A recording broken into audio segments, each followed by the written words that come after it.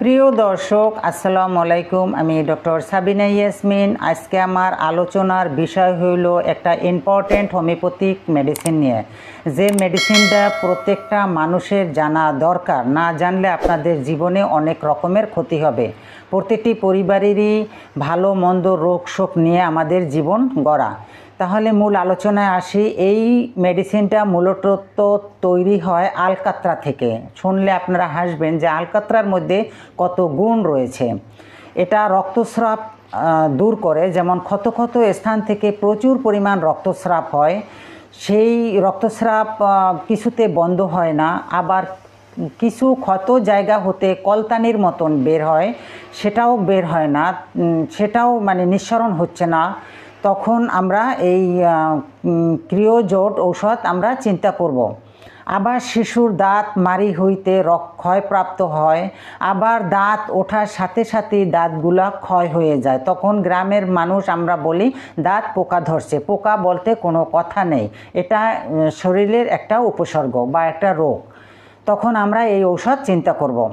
আবার সাদা স্রাব যে নারীদের হয়, যেমন লিকুরিয়া যেটাকে বলে, এটা হলুদ রঙের হয় এবং কাপড়ে দাগ বসে যায়, তখন আমরা এই ওষুধের কথা চিন্তা করব।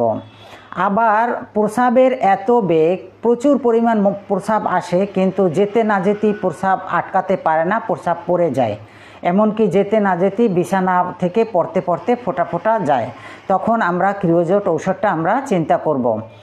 ক্রিওজোট ঔষধের বিশেষ লক্ষণগুলো মাথায় রাখবো তিনটা। যেমন ক্ষতকারক স্রাব, যেমন কোনো জায়গায় ক্ষত হলে সেখান থেকে স্রাব এবং রক্ত নিঃসরণ হয়।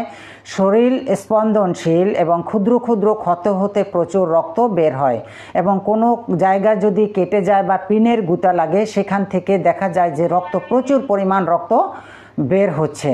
তখন আমরা চিন্তা করব। এখন আসি কর্কট রোগ বা ক্যান্সার হলে আমরা কি করব। ক্যান্সার হইল জরায়ুর ক্যান্সার এবং ব্রেস্ট ক্যান্সার, পাকস্থলীর ক্যান্সার ও ঠোঁটের ক্যান্সার রোগের বেলায় আমরা ভালোভাবে বই পড়ে বিশ্লেষণ করে আমরা এই ওষুধটি চিন্তা করব। এই ওষুধটি মূলত যেখানে সকল ঔষধ ব্যর্থ, সেখানে এই ঔষধের সূচনা। যখন রোগী ধ্বংসের দিকে যায়, যখন রোগীকে আর রক্ষা করা যাচ্ছে না, কোনো কিছুতেই কত জায়গা ভালো হচ্ছে না, তখন আমরা এই ওষুধটি চিন্তা করব। আবার গর্ভবতী নারী যখন বাচ্চা কনচিভের সাথে সাথে সে বমির পর বমি, সে ধ্বংসের দিকে যাচ্ছে, তখন আমরা ক্রিওজোট ঔষধটি তাকে সূক্ষ্ম মাত্রায় ব্যবহার করার আমরা অনুমতি দিব। গ্যাংগ্রিন রোগ নিয়ে আলোচনা করব। গ্যাংগ্রিন বৃদ্ধ অবস্থায় অসুস্থ হয়ে আঙুলের ফাঁকায় জায়গায় ঘা হয়, সেটা কোনোভাবেই যাচ্ছে না, কোনো ওষুধই যাচ্ছে না, তখন আমরা ক্রিওজোট ঔষধ সিলেকশন করব। তবে